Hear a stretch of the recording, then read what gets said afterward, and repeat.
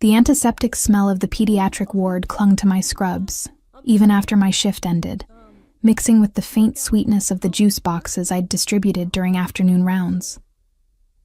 I stripped off my cartoon-printed top in the staff locker room, my fingers automatically checking the small bump that had started showing at 6 weeks. Still barely there, easy to hide under the loose clothing I'd been choosing lately. 27 years old, and I was about to become a mother. Alone. The thought should have terrified me more than it did.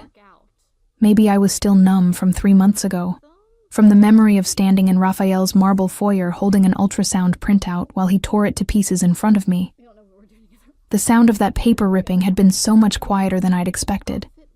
Quieter than my heartbreak. I pulled on jeans and a soft sweater, gathering my bag from the locker. Karen caught me at the door, her blonde hair escaping from her nurse's cap, concern etched across her features. "You're sure you don't want company tonight?" she asked, not for the first time this week. "I can bring takeout. We can watch those terrible reality shows you pretend not to love." I managed a smile that felt more genuine than most I'd manufactured lately. "I'm fine, really. Just tired." "You're always tired lately." Her eyes dropped to my midsection for a fraction of a second. She knew. Of course she knew. Karen had worked pediatrics with me for 3 years. She could read vital signs and pregnancy symptoms equally well. But she respected my silence, waiting for me to be ready to talk about it. "Growing a human is exhausting work," I said lightly, finally giving her the confirmation she'd been waiting for.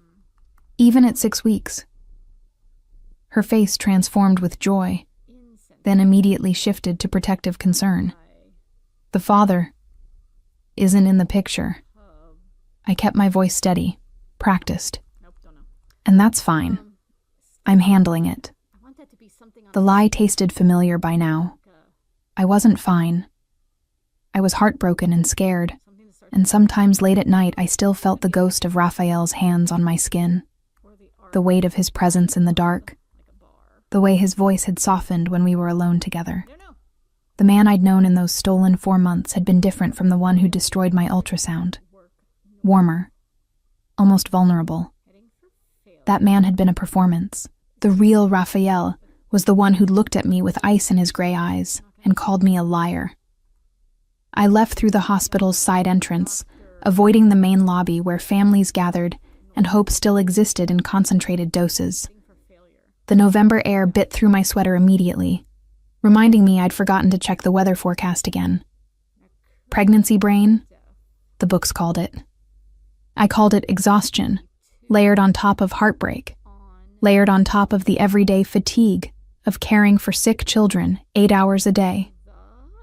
My apartment was 12 blocks away.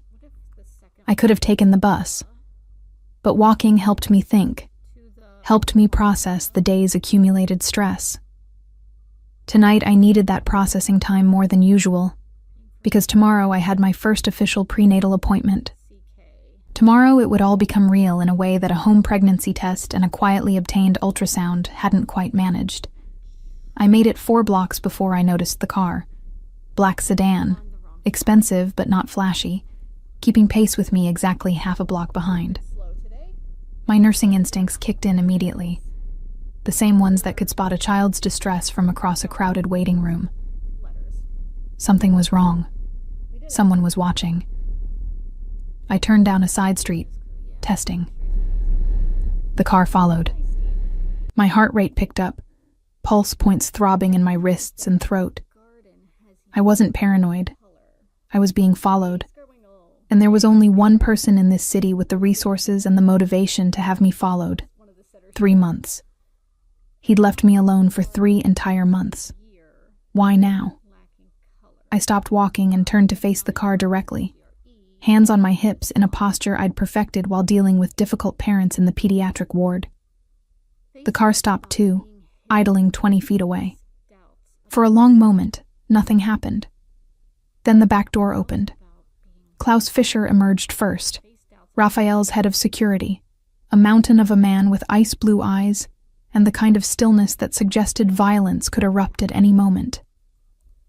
I'd met him twice during those 4 secret months, brief encounters when he'd picked me up for clandestine meetings with his boss. "Miss Becker," he said, his German accent more pronounced than I remembered. "Mr. Hoffman requests your presence." "Mr. Hoffman can request all he wants." I turned away, resuming my walk. "I'm not interested." "Astrid." The second voice stopped me cold. Raphael stepped out of the car himself, and I hated how my body reacted. Hated the way my breath caught, the way heat flooded my cheeks, the way every cell remembered 4 months of stolen touches and whispered promises. He looked exactly the same. Dark hair perfectly styled, charcoal suit that probably cost more than my entire year's rent, gray eyes that could freeze or burn depending on his mood. Right now they were studying me with an intensity that made my skin prickle. "I have nothing to say to you," I said, proud of how steady my voice remained. 3 months ago I would have cried. 3 months ago I would have begged him to believe me. That version of Astrid had died in his foyer, torn to pieces like the ultrasound. "I have something to say to you." He moved closer, and I noticed Klaus subtly positioning himself to block my escape route. "Please, 5 minutes. You had 5 minutes 3 months ago. You used them to call me a liar and destroy the proof I brought you." I crossed my arms over my chest, partly defensive, partly to hide the way my hands wanted to shake. "I'm done giving you my time." Something flickered in his expression. Regret, maybe. Or something that looked like it if you squinted hard enough. I was wrong. The words hung in the cold November air between us. I stared at him, searching for the trap, the angle, the manipulation. Raphael Hoffman didn't apologize. Raphael Hoffman didn't admit mistakes. Raphael Hoffman built an empire on being right and destroying anyone who suggested otherwise. "You were wrong," I repeated flatly. "About what, specifically? Wrong to tear up my ultrasound? Wrong to accuse me of being a gold digger? Wrong to throw me out of your house like I was garbage?" My voice rose despite my best efforts to stay calm. "Which particular wrongness are you here to address, Raphael?" He flinched. Actual, visible recoil at the bite in my tone. Good. He deserved worse. "All of it," he said quietly. "I was wrong about all of it." "Why?" The question came out sharper than glass.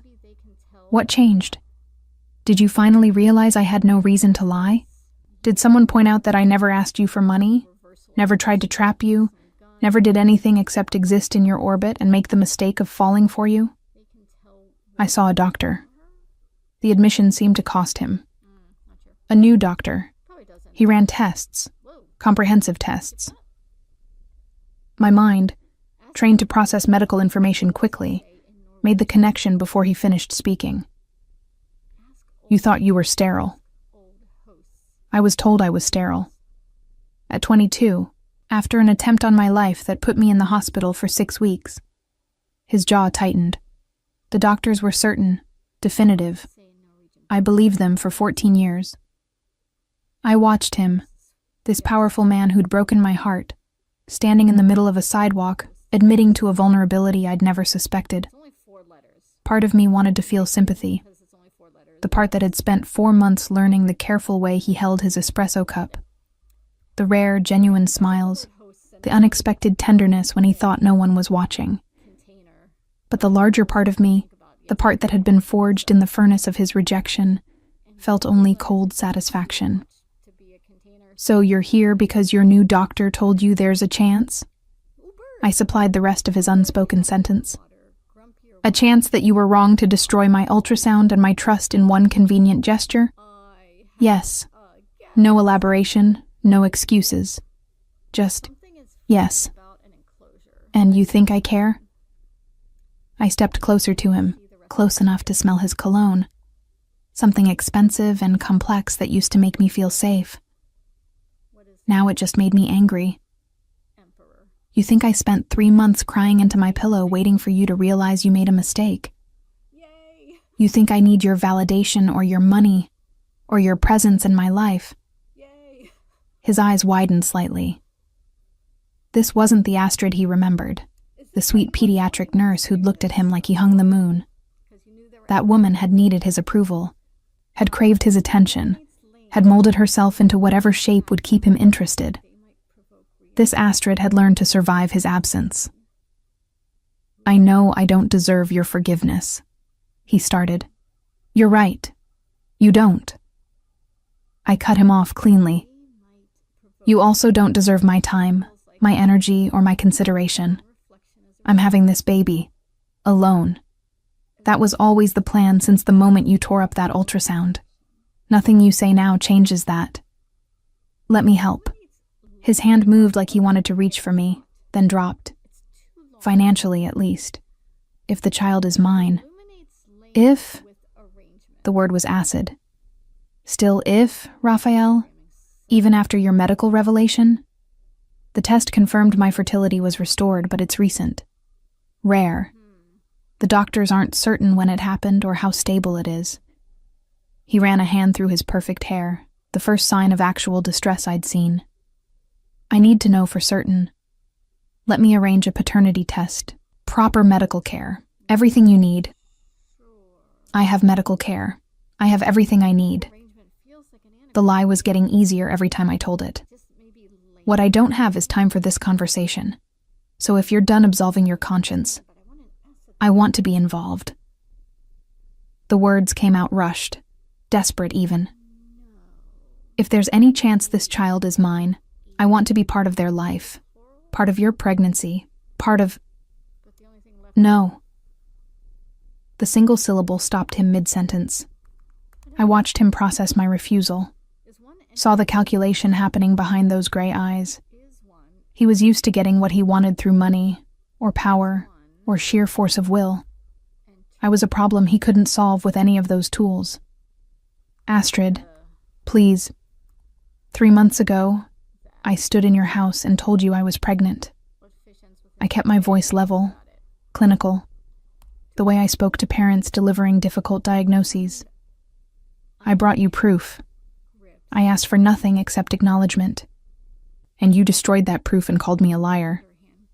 I paused, letting the memory settle between us. So no, Raphael. You don't get to be involved now just because your doctors changed their minds about your fertility. You made your choice. I'm making mine. I turned and walked away, half expecting him to follow, to argue, to use some of that famous Hoffman intimidation. But he let me go. I made it 3 more blocks before my hands started shaking so badly I had to stop and lean against a building.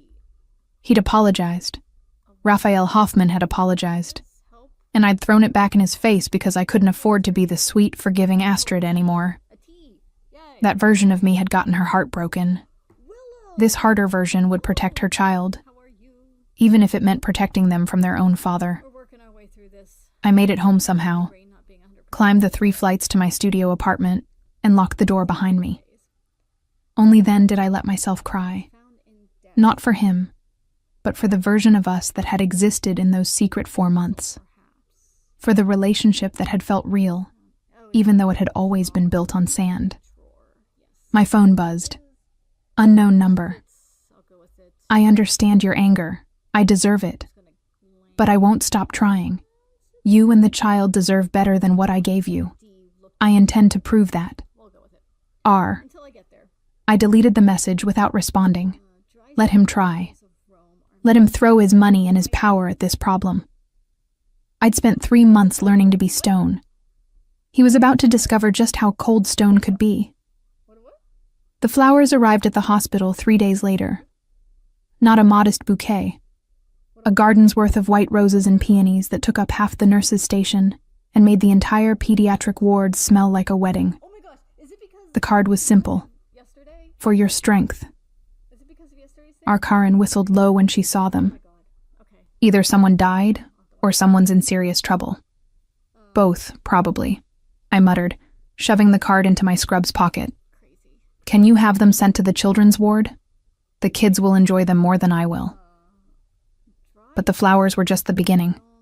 The next morning, I discovered my student loan debt had been paid in full.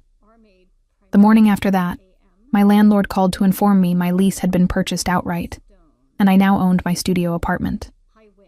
By the end of the week, a college fund had been established in my name for future educational expenses. I recognized the pattern.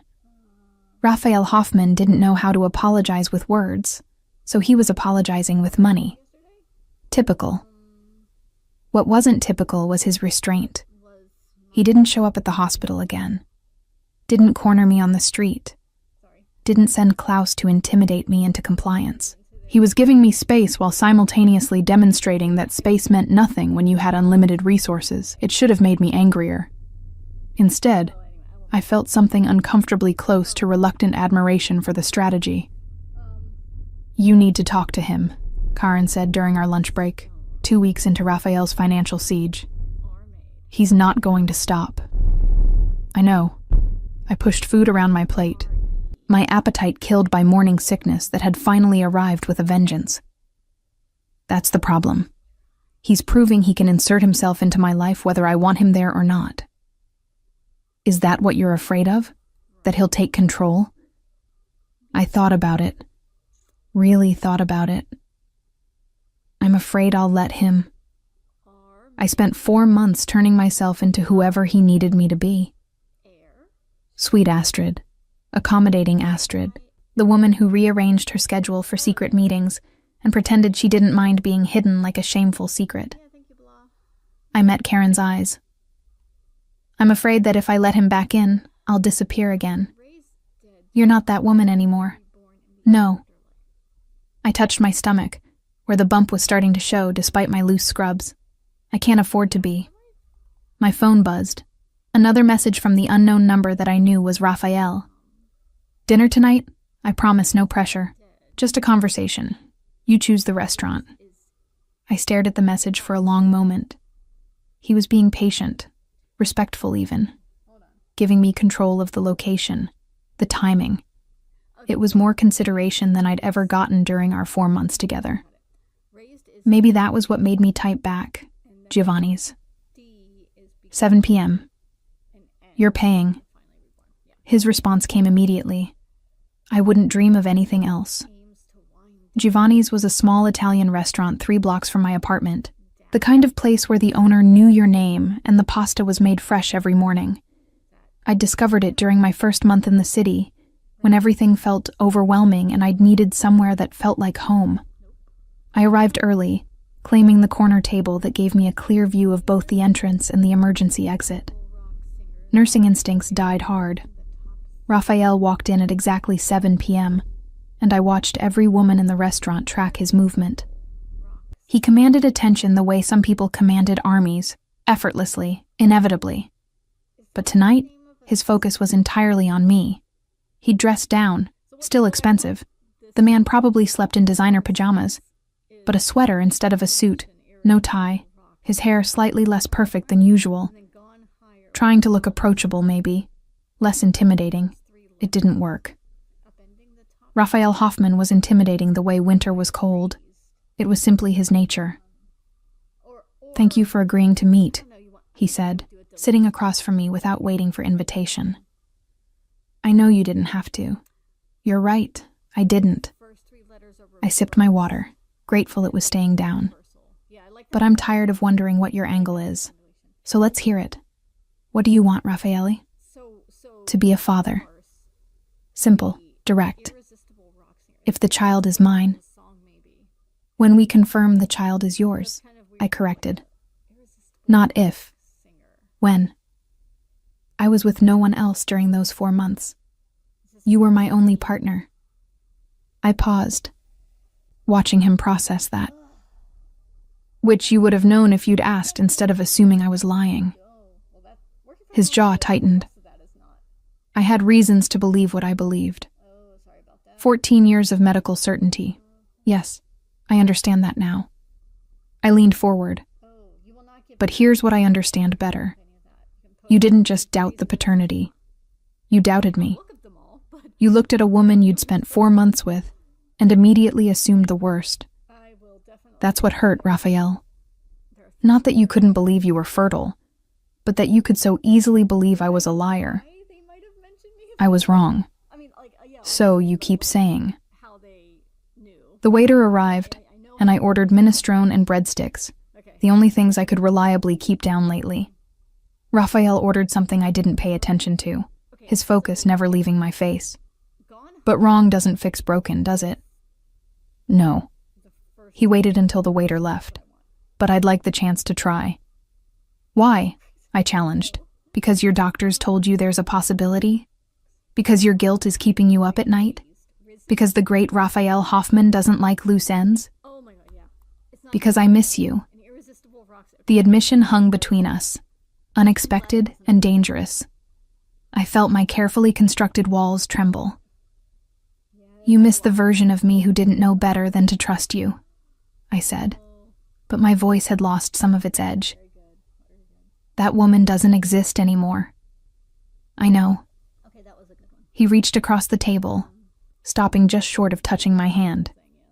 I see that, and honestly, this version of you, the one who calls me out, who refuses to be intimidated, who deleted my first 10 messages without responding, this version is magnificent. I pulled my hand back before he could close that final distance. Don't. Don't what? Don't charm me. Don't use that voice, the one you used when we were alone together. Don't try to remind me of what we had, because what we had was a lie. I forced steel into my tone. You kept me secret. 4 months of meetings in private, of text messages from unknown numbers, of making sure no one from your world ever saw us together. I was your shameful secret, Raphael. Don't pretend otherwise. You weren't... He stopped, reconsidered. You're right.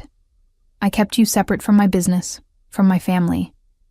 I told myself it was to protect you. From what? From everything. His hand curled into a fist on the table. My world isn't safe, Astrid. The people in it, the things they do. I didn't want that touching you. So instead you touched me in the dark and disappeared during the day. I shook my head. That's not protection, Raphael. That's convenience. The food arrived, giving us both a moment to regroup. I focused on my soup, willing it to stay down, while Raphael largely ignored his meal. I want to do better, he said finally. I want to be present for the pregnancy, for the birth, for everything that comes after. No more secrets, no more hiding. That's a pretty promise from a man whose entire empire runs on secrets. Then let me prove it. He pulled out his phone, typed something quickly, then showed me the screen. It was a social media post, his official account, the one with millions of followers, announcing that he was expecting a child and requesting privacy for the mother during this time. I stared at the post, then at him. You just told the entire world you're going to be a father. Yes. Before the paternity test. Yes. Before you're even certain. I'm certain. His gray eyes held mine. I believe you, Astrid. Completely. And I'm claiming this child publicly because I should have claimed you publicly 3 months ago. My hands shook slightly as I set down my spoon. This was more than I'd expected. More than I'd let myself hope for during those long, lonely months. This doesn't fix everything, I said carefully. I know. I'm still angry at you. You should be. And I'm not going to make this easy for you. I wouldn't respect you if you did. A ghost of a smile touched his lips. I fell for a sweet pediatric nurse who saw good in everyone. But I think I'm falling harder for the woman who won't let me forget my mistakes. Don't. I held up a hand. Don't say you're falling for me. Don't make this about romance or second chances. This is about our child. That's all. For now, he agreed. But Astrid, I'm a patient man when I want something. And I want my family. The possessiveness in that last word should have alarmed me. Instead, it sent an unwelcome shiver down my spine. I remembered that tone from before. From the private moments when Raphael stopped being the cold businessman and became something more primal. One step at a time, I said firmly. First, the paternity test. Then we figure out co-parenting. Then, maybe, we see if there's anything else worth building. Agreed. He signaled for the check. When is your next prenatal appointment? Friday. Why? May I come with you? The request surprised me. I'd expected demands, not polite questions. You want to come to my doctor's appointment? I want to be part of this pregnancy. All of it. Every appointment, every milestone, every moment you're willing to share. He paused. But only if you want me there. I thought about it, weighing my anger against my curiosity, my hurt against the small, persistent hope that maybe he really had changed. Friday at 2 p.m., Dr. Meyer's office on Lexington. Don't be late. I won't. He paid the check, left an excessive tip, and stood. May I walk you home? I live 3 blocks away. I know. At my sharp look, he added, Klaus researched the neighborhood to make sure it was safe, not to invade your privacy. There's a difference. In my world, yes. He offered his arm. 3 blocks, Astrid. Let me at least pretend to be a gentleman. Against my better judgment, I took his arm. We walked in silence, the November cold having deepened into genuine winter. I noticed Klaus following at a discreet distance in that same black sedan. Does he always trail you? I asked. Always. Occupational hazard. Raphael glanced back at the car. He was the one who suggested I needed to try harder with you. Said any woman who could make me question myself was worth fighting for. Smart man. The smartest. He's also been running background checks on everyone in your life. I stopped walking. Excuse me?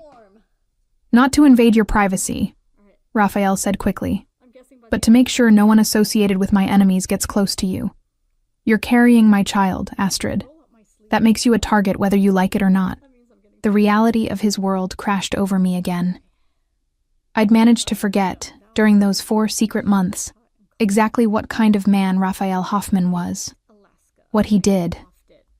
The empire he'd built on fear and power and carefully orchestrated violence. This is what you meant about your world not being safe, I said slowly. Yes. And now that I've acknowledged you publicly, it's going to get more complicated. He started walking again, and I fell into step beside him. I have enemies, Astrid. People who would love to find a weakness in my armor. You and our child are that weakness. So your protection is just self-interest. My protection is love. The word came out rough, unpracticed. Even if you never forgive me, even if we never rebuild what we had, I will keep you safe, both of you. That's not negotiable. We reached my building. I extracted my arm from his, creating distance. Friday at 2 p.m. Don't bring Klaus into the doctor's office. It'll freak out the other patients. He'll wait in the car. Raphael hesitated, then said, Thank you for giving me this chance. I'm not giving you anything except an opportunity to meet your responsibility. I started up the steps, then paused. And Raphael, delete my student loan records, reverse the apartment purchase, and close that college fund. I don't want your money.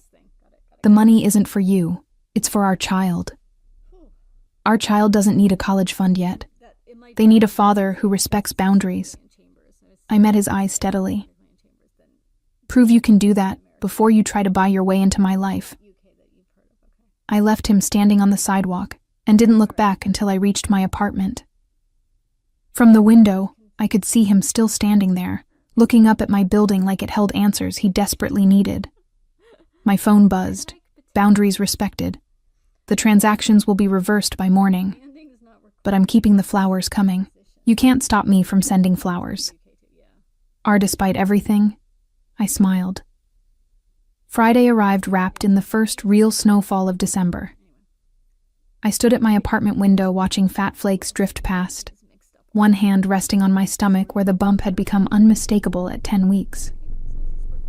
The morning sickness had evolved into all-day nausea that made work challenging, but I refused to take time off. The children needed me, and I needed the distraction. My phone showed 1:47 p.m. Raphael would be here in 13 minutes, punctual as always. True to his word, he'd reversed all the financial transactions. The student loans reappeared on my account, the apartment deed returned to my landlord, the college fund dissolved. But the flowers kept coming, a different arrangement every 3 days, always with cards that said things like, "For your courage, and for our future," and once, simply, "Forgive me." I hadn't forgiven him, but I'd stopped throwing the flowers away. Karen had pointed out that this was progress. I'd pointed out that it was weakness. We'd agreed to disagree over coffee and prenatal vitamins. The intercom buzzing interrupted my thoughts. I pressed the button. Yes. Astrid. Raphael's voice, slightly distorted by the old speaker system. "I'm early. May I come up? You can wait in the lobby like everyone else." A pause. "It's snowing. You'll survive." I released the button, smiling despite myself. Small victories mattered. At exactly 2 p.m., I descended to find him shaking snow from his dark coat, his hair slightly disheveled from the wind. He looked almost human like this, less polished than usual. It reminded me of the version of him I'd known during those 4 months, the one who'd shown up at my door at midnight with takeout and stories about his day. That version had been real, I'd realized recently, just incomplete. "Ready?" he asked, offering his arm again. I ignored it, pulling on my own coat. Dr. Meyer's office is 6 blocks. We're walking. In the snow? I'm pregnant, not fragile. I stepped past him into the December afternoon. Keep up. I heard his quiet laugh behind me as he followed. The walk was silent but not uncomfortable. Raphael seemed content to match my pace, his presence solid beside me without being overwhelming. Klaus followed in the sedan, as always, maintaining that careful distance that somehow made me feel both protected and surveilled. "Tell me about Dr. Meyer," Raphael said as we crossed the 3rd block. "What about him? Is he competent? Well-reviewed? Should I be consulting with specialists about high-risk pregnancy protocols?" I stopped walking to stare at him. "I'm 27, healthy, and experiencing a completely normal pregnancy. Why would I need specialists?" "You're carrying the child of someone with considerable enemies." His jaw tightened. "That introduces complications beyond the typical medical concerns." "Raphael, I appreciate the protective instinct, but I'm not letting your paranoia dictate my medical care." I started walking again. "Dr. Meyer has been my doctor for 3 years. He delivered my best friend's twins last year. He's excellent, and I trust him. But does he understand security protocols? Can his office be secured against potential threats? You're not putting armed guards in my obstetrician's waiting room." I wasn't suggesting armed guards, just Klaus. "No." "Astrid?" "No, Raphael." I stopped again, turning to face him fully. The snow was falling harder now, catching in his dark hair, making him look younger somehow. "This is exactly what I meant about boundaries. You don't get to turn my pregnancy into a military operation because you're scared. You don't get to make me a prisoner of your fears. I'm trying to keep you safe." "Then respect my choices." I softened slightly at the genuine worry in his eyes. "I understand your world is dangerous. I'm not naive about what dating you might have exposed me to. But I won't live in fear, and I won't raise our child that way either. So you can come to the appointment as the father, or you can stay outside with Klaus as the security concern. Choose." He studied me for a long moment, snow accumulating on his shoulders. Then he nodded slowly. "I'll come as the father. No security protocols. No paranoia. Just a man meeting his child for the first time. Good choice." We reached Dr. Meyer's office 5 minutes later. The waiting room was warm, and decorated with pastel murals of storks and babies, soft music playing from hidden speakers. 3 other pregnant women sat in various stages of waiting, their partners beside them looking nervous or excited or both. I checked in with the receptionist, very aware of Raphael beside me, radiating barely suppressed tension. This wasn't his world, the casual intimacy of shared medical experiences, the mundane normalcy of waiting rooms and insurance forms. He looked like a panther trapped in a pet shop, dangerous and completely out of place. "Relax," I murmured as we sat. "No one's going to attack me in an obstetrician's office." "You don't know that. I know that if you keep scanning for threats like you're expecting a tactical assault, you're going to terrify the other patients." I picked up a pregnancy magazine, flipping through it without really reading. Try to blend in. I don't blend, clearly. But I was fighting a smile. "Miss Becker?" A nurse appeared in the doorway, clipboard in hand. "Dr. Meyer is ready for you." We followed her back to an examination room painted a soothing blue. Raphael's eyes tracked every detail. The medical equipment, the locked cabinets, the single window that overlooked a busy street. I could practically see him cataloging vulnerabilities and escape routes. "First appointment with Dad?" the nurse asked cheerfully, setting up the ultrasound equipment. "Yes," I answered before Raphael could. "He's nervous." "Completely normal." She smiled at him kindly. "It gets easier after you see them for the first time. Makes it all real." Dr. Meyer entered then, a kind-faced man in his 50s who'd been delivering babies since before I was born. He shook Raphael's hand with professional warmth, seemingly oblivious to the tension radiating from his newest patient's father. "Astrid's told me a lot about you," Dr. Meyer said, which was a lie, but a kind one. "Nothing good, I'm sure," Raphael replied, surprising me with his honesty. "She mentioned you had concerns about the pregnancy." "Dr. No." Meyer gestured for me to lie back on the examination table. "Anything specific you'd like to discuss?" "I want to make sure she's getting the best possible care." "She is." Dr. Meyer's tone was gentle but firm. "Astrid is healthy. The pregnancy is progressing normally, and barring any unexpected complications, I see no reason this won't be a perfectly routine delivery. And if there are complications, then we address them with established medical protocols and considerable expertise." Dr. Meyer smiled. "I've been doing this for 28 years, Mr. Hoffman. Your child is in good hands." I watched Raphael absorb this, saw him trying to surrender control to someone else's expertise. It clearly pained him. "Now then," Dr. Meyer said, warming the ultrasound gel between his hands before applying it to my stomach. "Let's meet your baby." The screen flickered to life, grainy and strange at first, then resolving into a shape I recognized from the ultrasound I'd brought to Raphael 3 months ago. But the baby was bigger now, more defined, moving in small, jerky motions that made my breath catch. "There we are," Dr. Meyer said softly. 10 weeks, measuring perfectly on schedule. Strong heartbeat. The sound filled the room, rapid, rhythmic, impossibly alive. I'd heard it at my previous appointment, but it still made my eyes sting with unexpected tears. That was my baby, our baby, real and growing and already so loved. I glanced at Raphael and found him staring at the screen with an expression I'd never seen before. Wonder, maybe, or terror, possibly both. "That's..." He couldn't seem to finish the sentence. "Your child," I supplied quietly. "Still think I was lying?" "No." The word came out rough. "God, Astrid, I'm so sorry."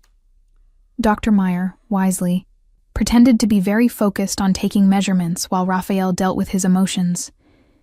I let him have the moment, understanding that this was perhaps the first time in 14 years he'd allowed himself to imagine being a father. "Everything looks excellent," Dr. Meyer said finally, printing out several ultrasound images. Due date is June 17th. Any questions? Paternity test, Raphael said. Can we arrange one? Dr. Meyer looked at me for confirmation. I nodded. It's important to him. We can do a non-invasive prenatal paternity test at 9 weeks, which you've just reached. Dr. Meyer made a note. It's a simple blood draw from Astrid, and a cheek swab from you, Mr. Hoffman. Results take about a week. How soon can we schedule it? Eager to confirm? Dr. Meyer's tone was neutral. Eager to have documentation, I said, so there's no question later. Understanding passed between me and Raphael. This wasn't about him doubting me anymore. This was about protecting us legally, establishing his rights and responsibilities in a way that couldn't be disputed. We scheduled the paternity test for the following week.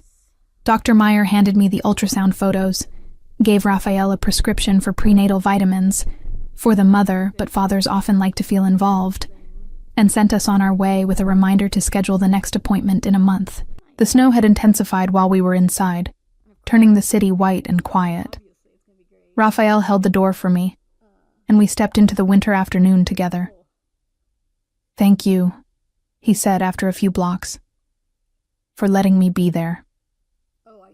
You're the father. You had the right. Rights and privileges aren't the same thing. He stopped walking, turning to face me despite the snow. You could have shut me out completely. Many women would have after what I did.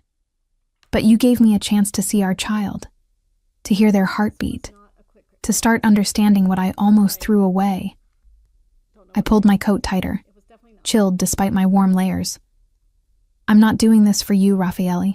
I'm doing it for them. I touched my stomach.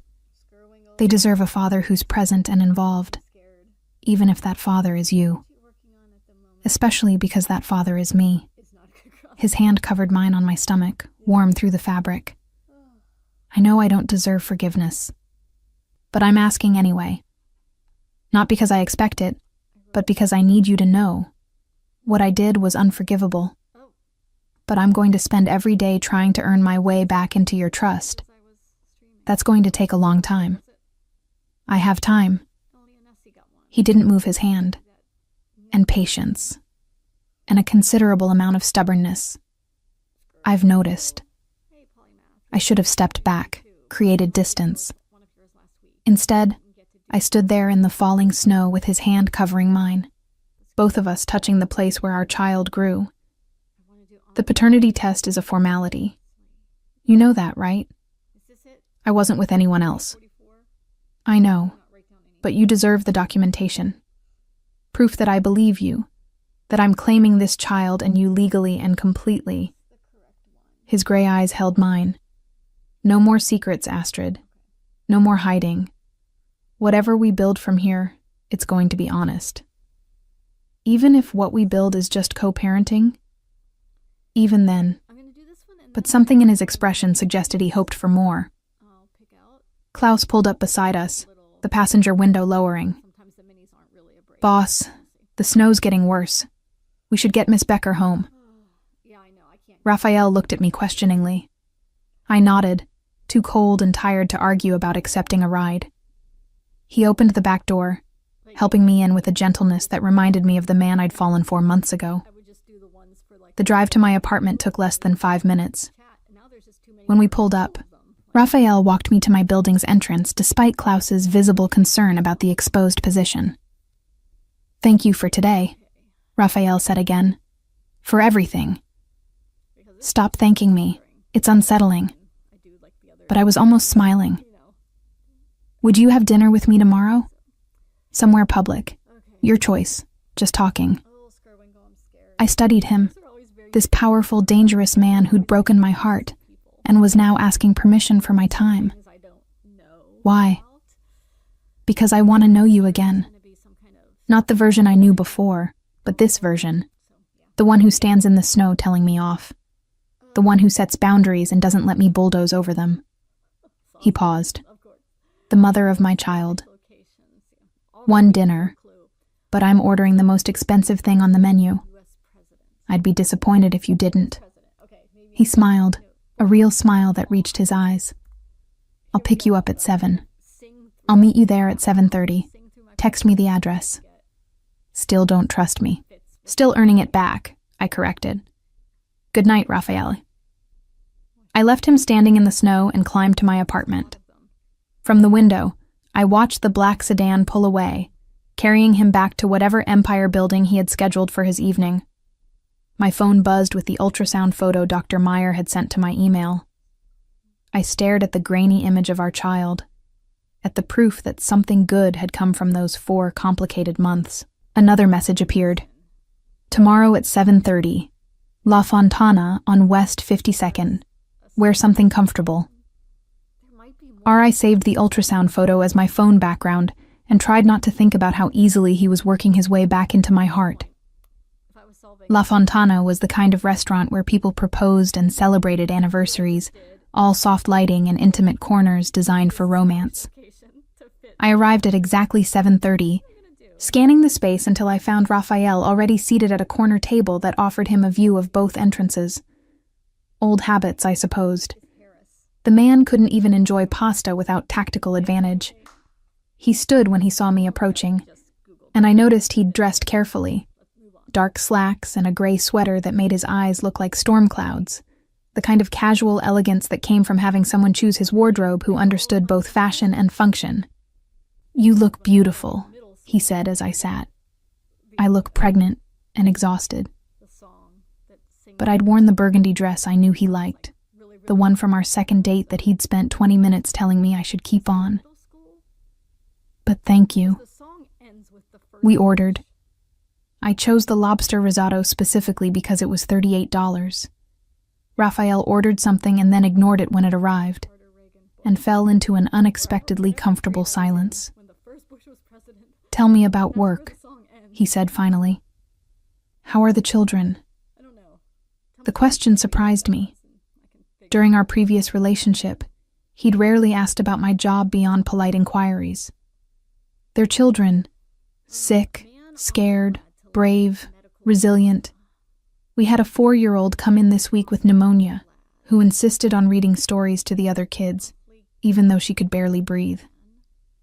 I had to confiscate her book, and she probably hated you for it. She called me a mean nurse and demanded I give it back. I smiled at the memory.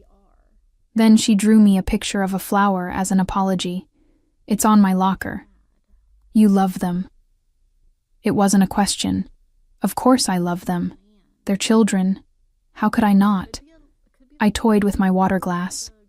That's why I became a pediatric nurse, because children deserve advocates who see them as people, not just patients. Our child is lucky to have you as a mother. The words settled between us, weighted with meaning. I looked up to find him watching me with an intensity that made my skin warm. Don't, I said softly.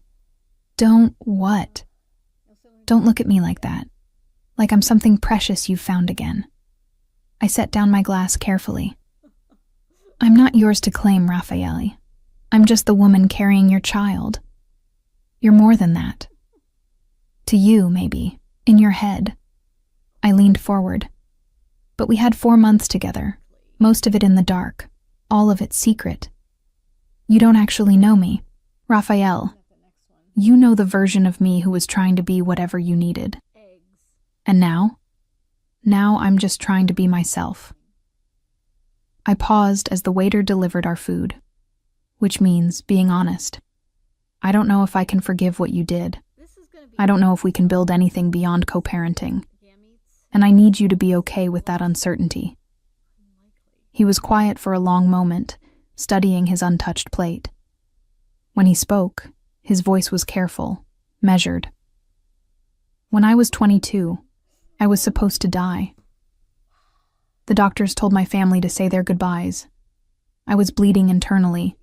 My spine was compromised, and my organs were failing. They didn't think I'd make it through the night. I waited, recognizing the significance of what he was sharing. I survived, obviously, but the damage was extensive. Part of the recovery process involved discovering that I would never have biological children. The doctors were very certain. His hand tightened on his fork. I spent 14 years building my life around that certainty. I didn't allow myself to imagine a family because that future didn't exist for me. And then I showed up with an ultrasound. And then you showed up with proof of something impossible. He finally met my eyes. I should have listened.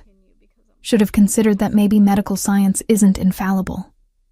But all I could see was confirmation of what I already believed, that I was being manipulated by someone who wanted access to my money and power. I never wanted your money or power. I know that now. I think I knew it then, too, underneath the fear. He pushed his plate away untouched. But fear makes cowards of us all, doesn't it? And I was terrified of wanting something I couldn't have. You could have talked to me, could have explained. I could have, should have, didn't. He pulled something from his pocket, a folded piece of paper worn soft from handling. This is the ultrasound I destroyed, or what's left of it. I kept the pieces. I stared at the taped-together image, my heart clenching at the care someone had taken to preserve it. Why? Because the moment you walked away, I knew I'd made the worst mistake of my life. I just didn't know how to fix it. He set the paper between us. Then my new doctor ran comprehensive tests and discovered my fertility had been restored. Rare, he said.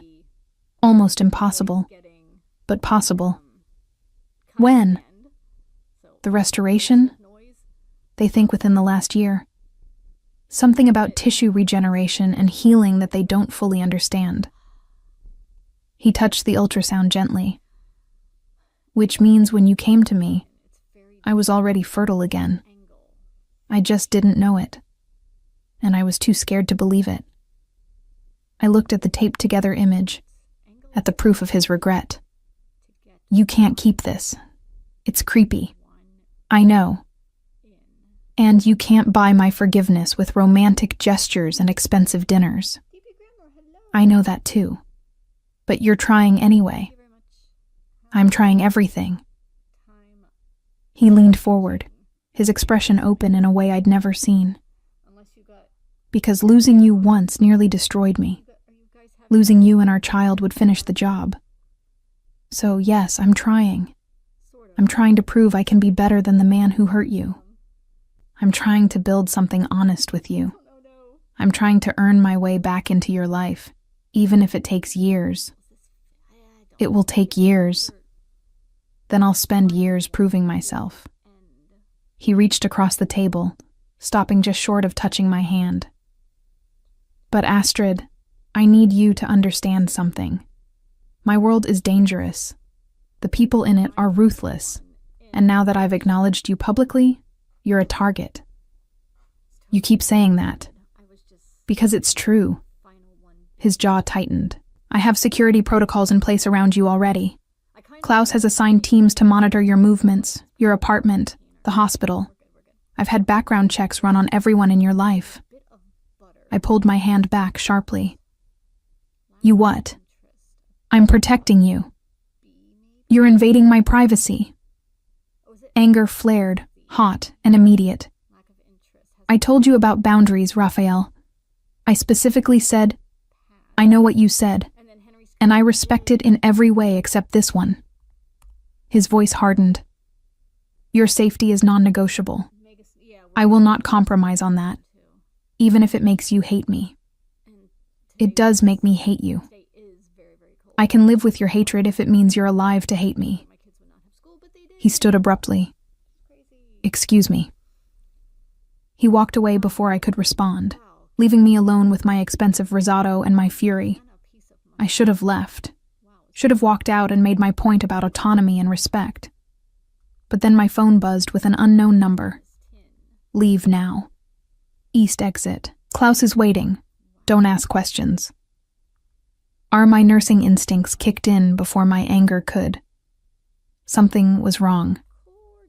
Raphael didn't send cryptic texts unless there was genuine danger. I stood carefully, gathering my coat and bag, trying to look casual despite my racing heart. The east exit led to a service corridor. Klaus materialized beside me immediately, his hand gentle on my elbow. "This way, Miss Becker. Quickly, please. What's happening?" "Mr. Hoffman received a credible threat. Someone knew you were here tonight." He guided me through unfamiliar hallways, moving with practiced efficiency. "We're getting you somewhere safe." We emerged into an alley where a different car waited, this one armored and inconspicuous. Klaus bundled me into the back seat, and we pulled away just as I heard raised voices from inside the restaurant. "Raffaele," I said urgently. "Is he—" "He's handling it. He'll meet us at the safe house." "Safe house?" My voice rose. "I don't want to go to a safe house. I want to go home. Your apartment isn't secure enough." Klaus's tone was apologetic but firm. "Not after tonight." We drove for 20 minutes, heading north out of the city. I watched the familiar streets give way to unfamiliar ones, watched my independence slip away kilometer by kilometer. This was what Raphael had meant about his world being dangerous. This was the price of carrying his child. The safe house turned out to be a modern fortress in Westchester, all clean lines and bulletproof glass. Klaus escorted me inside, introducing me to additional security personnel whose names I immediately forgot. "Mr. Hoffman will be here shortly," Klaus assured me. "You're safe here, Miss Becker. No one can reach you." "I don't want to be unreachable," I said, hearing the hysteria creeping into my voice. "I want my life back." "I know." Klaus's expression softened with genuine sympathy. "I'm sorry it came to this." He left me alone in a bedroom that was both luxurious and obviously a cage. I sank onto the bed, cradling my stomach where our child grew, and tried not to cry. I'd wanted Raphael to respect my boundaries, to treat me like an equal partner in this pregnancy. But I'd underestimated the reality of his world. The danger wasn't theoretical. It was real, immediate, and apparently targeting me specifically. Footsteps in the hallway made me look up. Raphael appeared in the doorway, his sweater torn at the shoulder, a cut above his eyebrow that had bled and dried. "Are you hurt?" I demanded, on my feet immediately. "I'm fine. Klaus got you out in time?" "In time for what?" I crossed to him, examining the cut with professional assessment. "What happened?" 3 men in the restaurant. One had a gun. His hands came up to cup my face, his touch gentle despite the violence he'd clearly just survived. "They knew where you'd be. Someone in my organization talked. And you dealt with them." I neutralized the immediate threat. Klaus is handling the rest. He pressed his forehead to mine. "I'm sorry, Astrid. I'm so sorry. This is exactly what I was trying to prevent. By invading my privacy and stalking me. By knowing where you are so I can protect you." His thumb brushed my cheek. "I know you're angry. You have every right to be. But please, please understand. I can't lose you. I can't lose this child. So if that means you hate me but you're safe, I'll accept that trade." I pulled back to clean his cut, dabbing at it with a tissue from the bedside table. "This needs antiseptic. You probably need stitches. I've had worse. That's not comforting." I worked carefully, avoiding his eyes. "How long do I have to stay here?" "Until we identify the leak and eliminate the threat. Days? Weeks? However long it takes." His hand settled on my waist, just below where our child grew. "I know this isn't what you wanted, but I need you to trust that I'm doing this to protect you, not control you. Those two things look remarkably similar from where I'm standing." "I know." He kissed my forehead gently. "But I promise, the moment it's safe, you can go back to your life. Your apartment, your job, your independence. All of it. I just need you alive to enjoy it." I wanted to argue. Wanted to demand he take me home immediately and prove that I could take care of myself. But the blood on his collar and the cut above his eyebrow reminded me that his world operated by different rules. Rules where pregnant nurses became targets simply because they carried the wrong man's child. 1 week, I said firmly. You have 1 week to make your apartment safe enough that I can go home. After that, I'm leaving whether you've caught your leak or not. 1 week. He agreed too quickly, which meant he was already planning to extend it. I mean it, Raphael. 1 week or I'm gone, and you can chase me all the way to the hospital when I go into labor in 6 months because I refuse to tell you where I am. That got his attention. His eyes widened slightly. You wouldn't. Try me. I stepped back, creating necessary distance. I'm grateful you got me out of the restaurant safely. I'm grateful you're taking threats seriously. But I am not a possession to be locked away in a safe house indefinitely. So find your leak, eliminate your threat, and give me back my life. Or lose any chance of being part of this pregnancy. That's not fair. Neither is kidnapping me to Westchester. I crossed my arms. 1 week, Raphael. Prove you can protect me without imprisoning me. Or walk away. He looked at me for a long moment, then nodded slowly. 1 week. But Astrid, I'm not walking away. Not now. Not ever. So you better get used to having me around. We'll see. I moved toward the bathroom, needing space and privacy. Now get Klaus to bring me some actual antiseptic before that cut gets infected, and find me some food that isn't expensive Italian. I want tacos. His laugh followed me into the bathroom, warm and genuine. Tacos at midnight in Westchester. Shouldn't be impossible. It better not be. Your child wants tacos. I closed the door and leaned against it, listening to him make calls in rapid Italian. Despite everything, the danger, the safe house, the loss of control, I felt something shift inside me. Not forgiveness, not yet, but maybe the beginning of understanding. Raphael's world was dangerous, but he was trying, in his heavy-handed, overprotective way, to keep us safe. And maybe, just maybe, there was room for compromise between my need for independence and his need for control. If he could deliver tacos at midnight, anything was possible. The safe house had excellent Wi-Fi, which meant I could work remotely when Karen covered my shifts at the hospital. It had a kitchen stocked with everything I'd need to cook elaborate meals I had no interest in making. It had a library, a gym, and enough security personnel to staff a small army.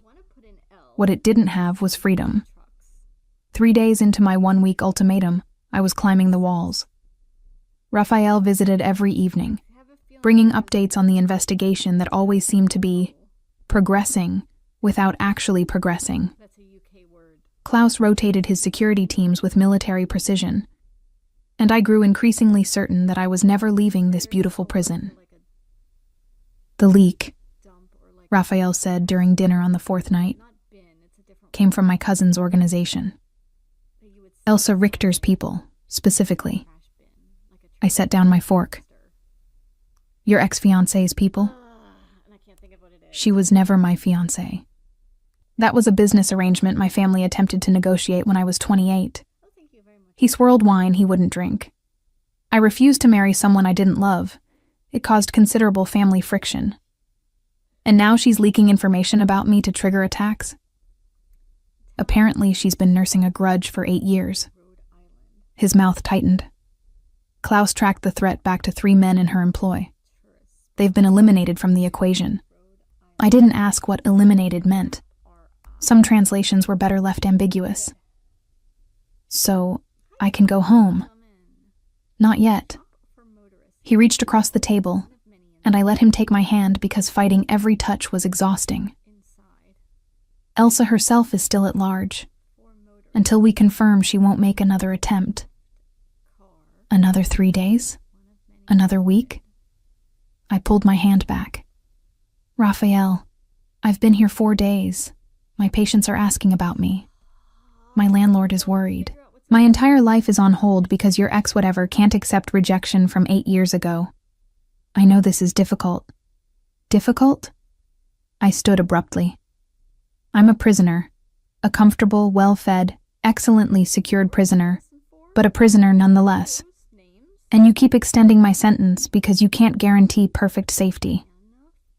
I paced to the window, looking out at grounds I wasn't allowed to leave. Newsflash. You can't guarantee perfect safety. Life doesn't work that way. My life does. He joined me at the window. In my world, you plan for every contingency, eliminate every threat before it materializes, and accept nothing less than absolute control. That's exhausting. That's survival. His reflection in the glass looked tired in a way I'd never seen. I've lived this way for 14 years, since the attack that should have killed me. Control is the only thing that kept me alive. I turned to face him properly. I'm not asking you to stop protecting me. I'm asking you to trust that I can participate in my own safety. Let me learn to shoot. Teach me self-defense.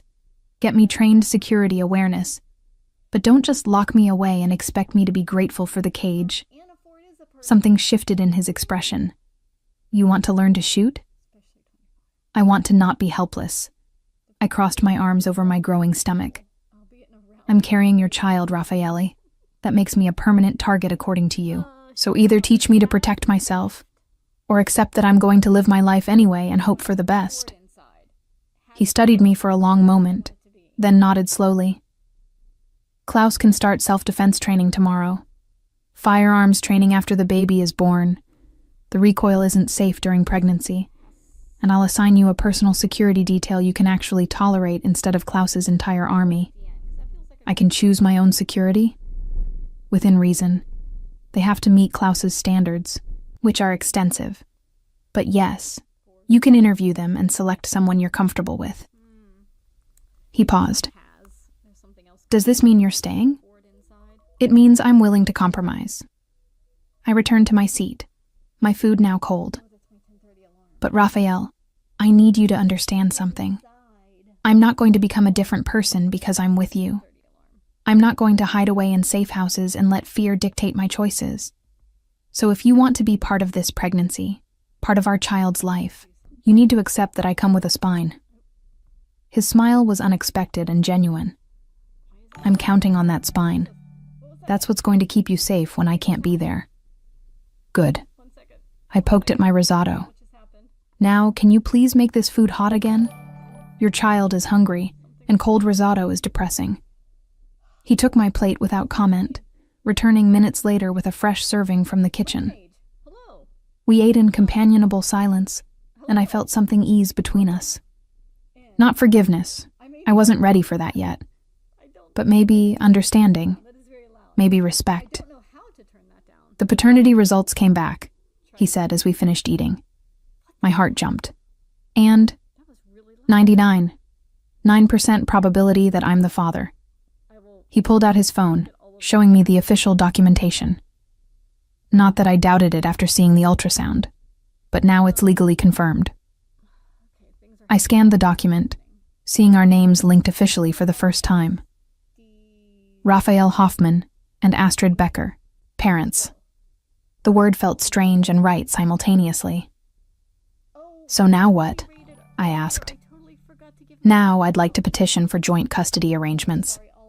Not to take the baby from you, he added quickly, seeing my expression, but to establish legal parameters for our co-parenting, visitation, decision-making, financial support, all of it documented properly.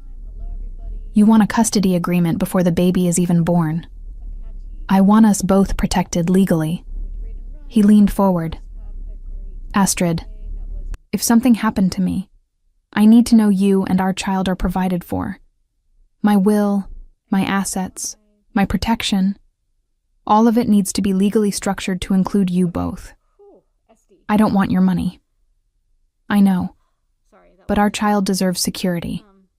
They deserve to know that regardless of what happens between us, their future is stable. His hand covered mine on the table. Please, let me do this. Let me provide for you both properly. I thought about my modest savings, my student loans that had mysteriously reappeared after Raphael reversed his financial intervention, my one-bedroom apartment with questionable heating.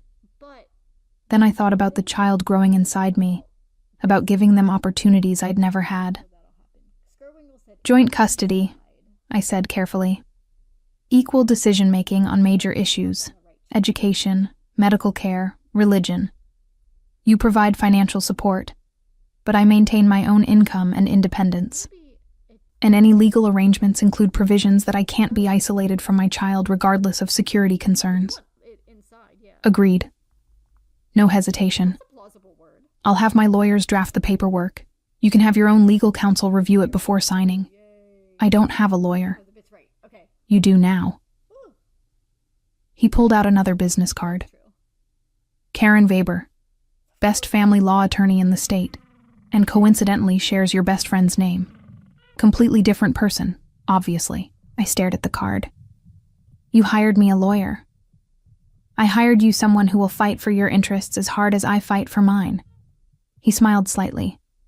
Fair is fair, Astrid. I want this arrangement to work for both of us. Despite myself, I was impressed. You're learning. I'm trying. He stood, helping me up from my chair. It's late. You should rest. We walked toward the bedroom wing together, his hand resting lightly on the small of my back. At my door, he paused. Astrid, I know I don't deserve to ask this, but would you consider moving in with me? Not here, not the safe house, my actual home. It's secure, there's space for a nursery, and you'd have your own wing if you wanted distance. That's moving very fast. We're having a child together in 6 months. I'd argue we're moving at exactly the right speed. His thumb traced circles on my back. Think about it at least. No pressure, just consider it. I should have said no immediately. Should have reinforced my boundaries and independence. But standing there at 14 weeks pregnant, exhausted from fighting his overprotectiveness and my own conflicted feelings, I heard myself say, I'll think about it. His smile was sunrise. That's all I'm asking. He kissed my forehead gently, a gesture that was becoming familiar, and left me alone with my thoughts and my growing doubts about my ability to resist him. The next morning, Klaus introduced me to my potential security detail. 3 candidates, all former military, all intimidating in different ways. I chose the woman, Ingrid Schneider, late 30s, efficient and warm in equal measure. I have 3 kids of my own, she said during her interview. I understand the balance between protection and freedom. You'll be safe, but you won't feel smothered. You're hired. She started immediately, accompanying me on a walk around the safe house grounds that felt like my first breath of real air in days. We talked about pregnancy and security protocols and her own children, and I felt some of my tension ease. Maybe compromise was possible. Maybe Raphael's world and my independence could coexist. That afternoon, he called with news. Elsa has been located. My family is negotiating her surrender. His voice carried grim satisfaction. This will be over soon. And then you can go home. Or you can come home with me. Your choice. I looked around the safe house, at the life I'd been living for nearly a week. Comfortable but constrained. Protected but imprisoned. Was Raphael's penthouse really different? Or was it just a larger, more elegant cage? I'll think about it, I said again. Take all the time you need. A pause. Astrid? Thank you for giving me this chance, for letting me try to be better. Don't thank me yet. You haven't proven anything except that you can afford good lawyers and excellent security. His laugh warmed something inside me I'd thought was frozen. Fair point. I'll keep working on it. After we hung up, I sat with my hand on my stomach, feeling the first flutter of movement that might have been the baby or might have been hope. Maybe Raphael really was trying to change. Maybe I could trust him again. Not with my whole heart. That was still too damaged. But with pieces. With compromise. With the careful, gradual rebuilding of something new. Or maybe I was fooling myself, seeing what I wanted to see because being alone and pregnant was terrifying, and having Raphael's resources sounded easier than facing it all myself. I didn't know. But I had 6 more days in the safe house to figure it out. Elsa Richter surrendered on day 6 of my safe house captivity, negotiating terms that included exile from Raphael's territory and severing all business ties with his family. Klaus delivered this news over breakfast with the emotional investment of someone reporting the weather.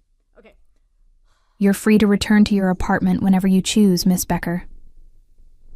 I set down my orange juice carefully. "Just like that?" "Mr. Hoffman has implemented additional security measures around your building. Ingrid will remain your primary detail. You can resume your normal schedule." Normal. The word felt foreign after a week of forced safety and careful negotiations. That afternoon, Raphael arrived to drive me home himself. We loaded my minimal belongings into his car. I'd been living in borrowed clothes from some mysterious source Klaus had arranged, and headed back toward the city. "Your apartment has been upgraded," Raphael said as we drove. "New locks, security cameras, reinforced door. Ingrid has keys and will be stationed in the building. If you're uncomfortable with that, it's fine."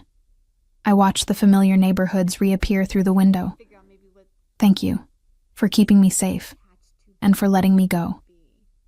"I'm not letting you go." His hand found mine across the center console. "I'm respecting your choice about where you feel most comfortable. There's a difference." We pulled up to my building, and I noticed the changes immediately. New security panel at the entrance. Fresh paint. Klaus standing guard near a black sedan that would apparently be a permanent fixture. Raphael walked me up to my apartment, carrying bags I could have managed myself. Inside, everything was exactly as I'd left it, except cleaner, organized, and somehow more secure feeling. "The nursery furniture will be delivered next week," he said, setting down my bags. I took the liberty of ordering a crib, changing table, and rocker. All neutral colors since we don't know the gender yet. "If you hate them..." "Raphael." I stopped his nervous rambling with a hand on his arm. "Thank you, for all of it." He looked at me then, really looked, and I saw the question he was afraid to ask. "I'm not moving in with you," I said gently. "Not yet. Maybe not ever. I need this space to be mine, to know I have somewhere that's separate from your world." "I understand. But," I continued, "you can stay tonight, if you want. Not for anything except sleep. I don't want to be alone my first night back." The relief on his face was palpable. "I'd like that." We ordered Thai food, my current craving, and ate on my small couch while I caught him up on hospital gossip and he pretended to be interested in which attending physician was sleeping with which resident. It felt almost normal, almost like the relationship we'd had before everything broke. "Dr. Meyer called while you were in the safe house," Raphael said as we finished eating. "Next appointment is in 2 weeks. He wants to do the anatomy scan. That's when we can find out the gender." I touched my stomach, now unmistakably rounded at 16 weeks. "Do you want to know?" "Do you?" I asked first. He smiled. "I want whatever you want." That's a cop-out answer. It's a truthful answer. He set aside his food, turning to face me fully. "Astrid, I'm going to be grateful for whatever we have. Boy, girl, doesn't matter. I spent 14 years believing I'd never have this. So no, I don't have a preference beyond healthy." Something in my chest cracked at the raw honesty. "I want to know. I want to start calling them something other than the baby. Then we'll find out together." We cleaned up dinner in comfortable silence, moving around my small kitchen with unexpected coordination. When Raphael pulled out his phone to check messages, I excused myself to shower and change into comfortable clothes. When I emerged, I found him standing at my bookshelf, examining my collection of nursing texts and romance novels with equal interest. "You read romance?" he asked, holding up a particularly tattered paperback. "Don't judge me. They're comforting."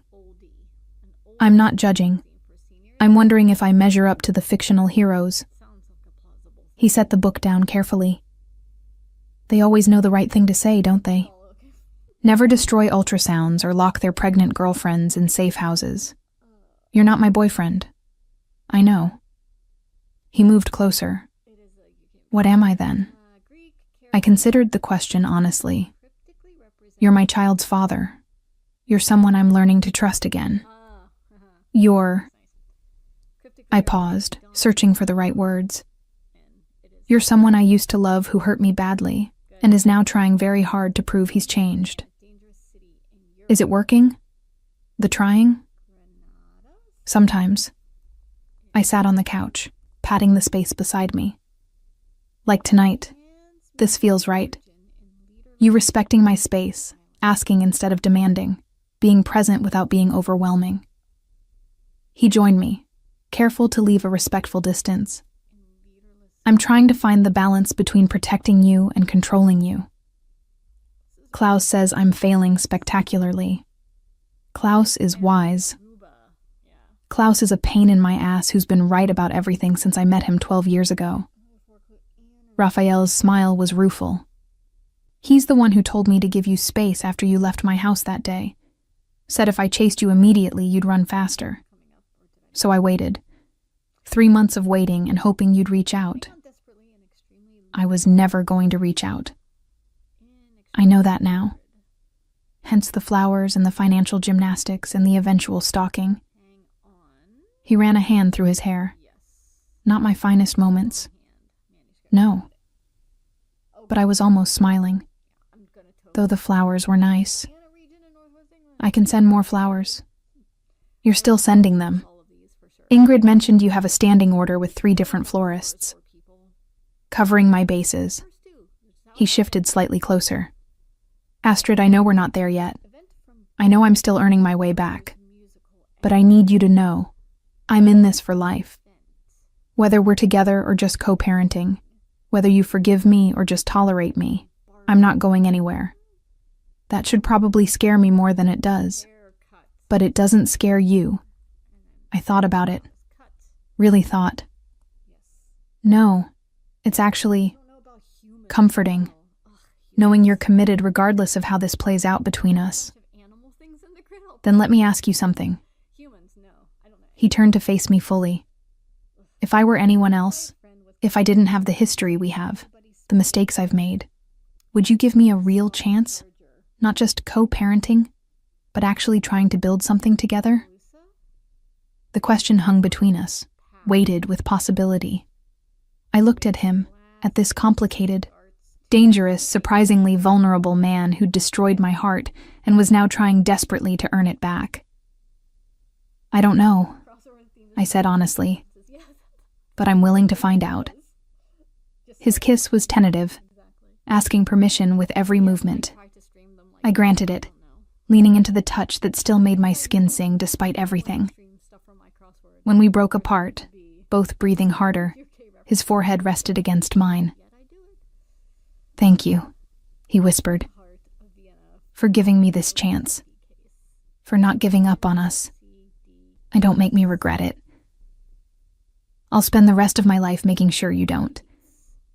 We stayed like that for a long moment. Then I pulled back gently. "It's late. I'm exhausted. You promised just sleep, remember?" "I remember."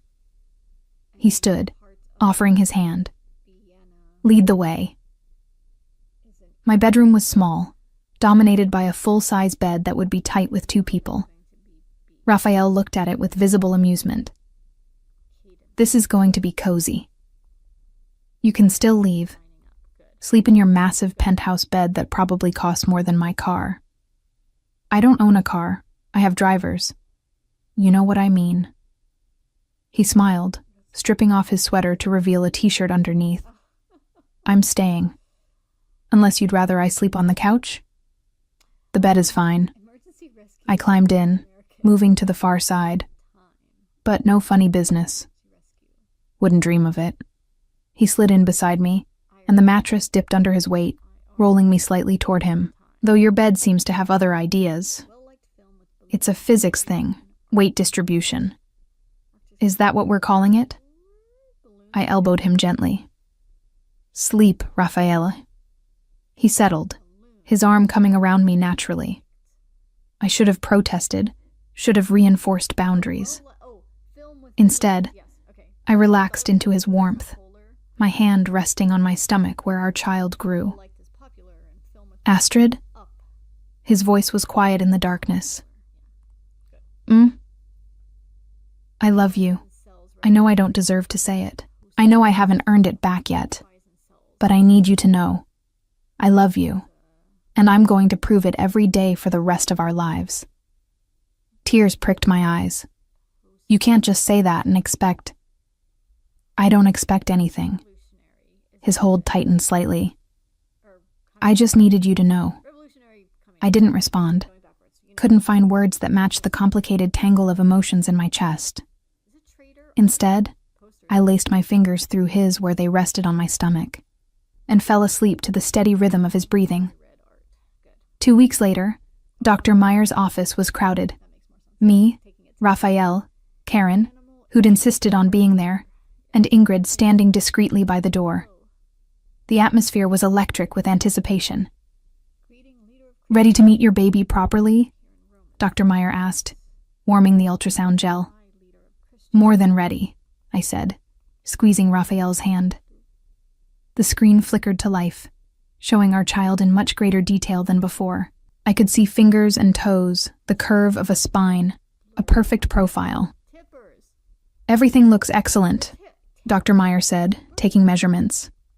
Growth is right on track. Heart rate is perfect. And, he paused dramatically. Would you like to know the gender? Yes, Raphael and I said simultaneously. Dr. Meyer smiled, adjusting the wand. Congratulations. You're having a girl. A daughter. I was having a daughter. We were having a daughter. I looked at Raphael and found tears streaming down his face, his expression a mixture of joy and awe that I'd never seen before. A girl, he whispered. We're having a girl. Karin was crying. Ingrid was smiling. Dr. Meyer was printing ultrasound photos. And I felt something shift permanently in my chest, the last wall around my heart crumbling in the face of Raphael's raw emotion. I love you too, I heard myself say.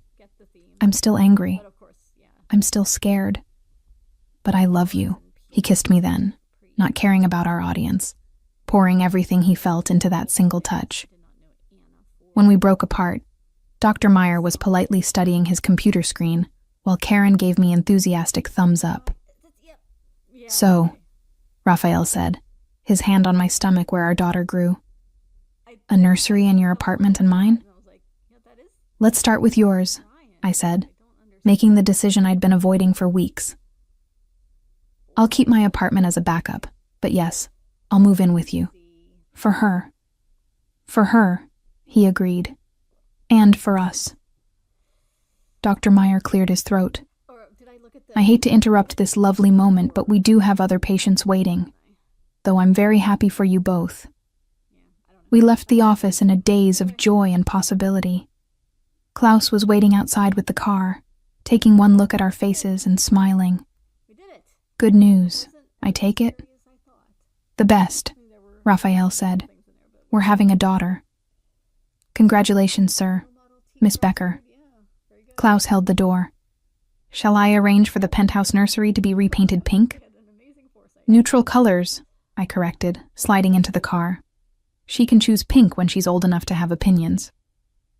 Smart woman, Klaus murmured to Raphael. You chose well.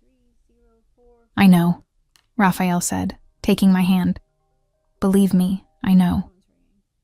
5 months later, on a warm June evening, Raphael and I stood in the penthouse nursery, putting final touches on the space we'd created for our daughter. "What about Helena?" I suggested, folding tiny clothes. "After your grandmother?" "My grandmother was terrifying. Let's not curse our child." He assembled the crib with surprising competence. "What about Grace, or Hope?" "Too obvious for a Mafia princess." He laughed, the sound warm and free. "She's not going to be a Mafia princess. She's going to be a doctor or a lawyer or whatever she wants to be. As long as she's smart enough to avoid falling for dangerous men, I'll make sure she has excellent judgment, unlike her mother." I threw a stuffed animal at him, which he caught easily. Rude. Truthful. He set down his tools, crossing to pull me into his arms. "Though I'm eternally grateful for your terrible judgment, otherwise, I wouldn't have this." His hands spanned my very pregnant stomach, and our daughter kicked in response, making us both laugh. "She's going to be trouble," I predicted. "She's going to be perfect," Raphael corrected, "just like her mother. Her mother is exhausted, swollen, and ready to not be pregnant anymore. Her mother is beautiful and strong, and about to give me the greatest gift of my life." He kissed me softly. "Any day now." Dr. Meyer said she could come any time in the next 2 weeks. Then we're ready. He looked around the nursery. Pale yellow walls, white furniture, shelves full of books and toys. "We're really ready." "Are we?" I searched his face. "Are you ready to be a father? To have this little person depending on you completely?" "I've been ready since the moment I saw her heartbeat on that ultrasound." He pulled me closer, as close as my stomach allowed. "I've been ready since you gave me a second chance I didn't deserve. I've been ready since you agreed to build this life with me. Even though I'm still stubborn and independent and refuse to let you make all the decisions. Especially because of that." His smile was pure love. "You make me better, Astrid. You and our daughter. You're my whole world." I looked at this man who'd broken my heart and then spent months carefully putting it back together, who'd learned to respect my boundaries while still protecting us fiercely, who'd transformed from cold businessman to devoted partner and soon-to-be father. "I love you," I said, not for the first time, but still feeling the truth of it settle deeper. Even when you're being overprotective and bossy and impossible. "I love you too, even when you're being stubborn and defiant and making me sleep on the couch. I made you sleep on the couch once. It felt like more." Our daughter kicked again, harder this time, and we both laughed at her perfect timing. "She's already telling you you're wrong," I said. "She's already perfect." He kissed me again, deeper this time, just like her mother.